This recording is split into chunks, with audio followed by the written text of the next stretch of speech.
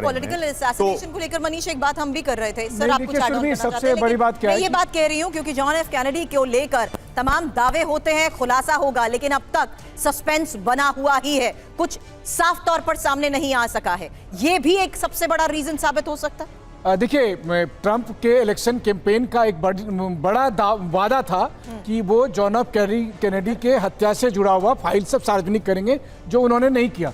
दूसरी बात, क्राइम में एक और थ्योरी होती है कि आप मोटिव देखते हैं या बेनिफिशियरी देखते हैं कि इसका लाभ किसको मिलेगा। अभी फिलहाल इसका लाभ किसको मिल रहा है? ट्रंप के सबसे करीबी व्यक्ति, लेकिन उनकी मौत का लाभ ट्रंप और उनकी पॉलिटिकल पार्टी को मिल रहा है कि किर्क के मारे जाने के बाद। इसलिए उन्होंने मरने के तुरंत बाद मतलब घोषणा कर दी कि एक्सट्रीम लेफ्ट का हाथ हो सकता है इसमें।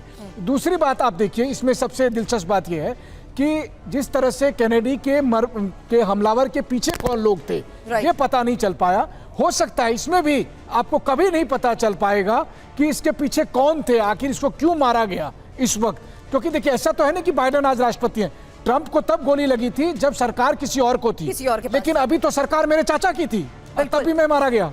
राइट, तो मनीष यही कह रहे हैं कि ये जरूरी नहीं है कि ये सच पूरी तरीके से सामने आ सके। सर, आप कुछ कहना चाहते हैं, लेकिन उससे पहले एक बड़ी खबर बता दूं, क्योंकि कर की हत्या की जांच अब किस दिशा में है, इसको लेकर एक क्विक अपडेट। एफबीआई ने फिलहाल सबसे बड़ी तलाश शुरू कर दी है। अब आगे होगा क्या, क्योंकि पूरा अभियान चलाया जा रहा है। एफबीआई को 7,000 से ज्यादा सुराग मिले हैं। एफबीआई ने 200 लोगों से पूछताछ की है और वारदात का रिक्रिएशन भी किया जा रहा है। हालांकि फॉरेंसिक टीम हर एंगल से जिस तरीके से जांच कर रही है, हत्यारे की पहचान करने में पुलिस जिस तरीके से जुटी हुई है, उसकी एक एक डिटेल हमने आपको बताई। गोलियों पर स्लोगन से हत्या के मकसद की जांच को लेकर भी हमने एक्सपर्ट से सवाल किया, लेकिन अभी आगे होगा क्या, ये एक और सबसे बड़ा सवाल। ऑफिसर, आप इस पर कुछ ऐड करना चाहते थे, क्योंकि ये बात आपने ही कही थी सर कि वारदात को जिस तरीके से फिलहाल रिक्रिएट भी किया जा रहा है। हमें ये कहना था कि देखिए, एक पॉलिटिकल प्रोसेस की बात है ये। ओके, अगर जो है सरकार ढुलमुल होती है, कोई बड़े कदम नहीं लेती है, तो समाज में और राजनीति में कोई उत्तेजना नहीं होती है।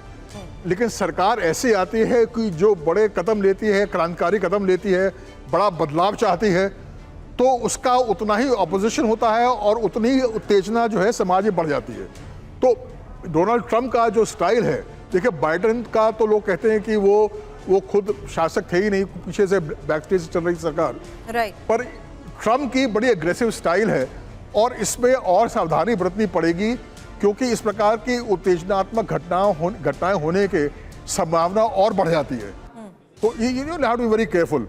और दूसरा देखिए, मैं फिर हिंदुस्तान को और यूएस का मैं कंपेयर करूंगा कि वहां पर एविडेंस को बताने में कोई जल्दी नहीं करता है और ना ही समाज उनसे पूछता है कि आप बताइए 24 घंटे हो गए, 48 घंटे हो गए, बताइए आप। 9/11 हुआ था, उसमें भी जो है लोगों ने जो है एजेंसीज को सपोर्ट ही किया।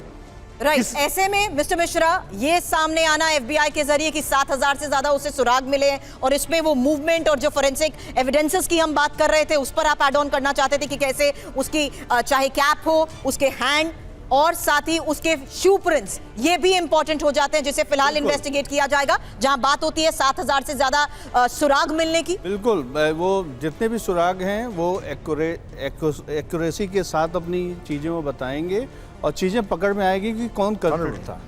तो ये बहुत ही हेल्पफुल होगा। एनालिसिस होता है, टाइम लगता है थोड़ा सा। क्या क्या ऐसे सुराग जी, ऐसे क्या क्या सुराग होते हैं? देखिए, अब जैसे सीसीटीवी फुटेज है, हाँ, तो उसका हाइट, उसका बॉडी मूवमेंट, गेट पैटर्न से कुछ आइडिया लगेगा।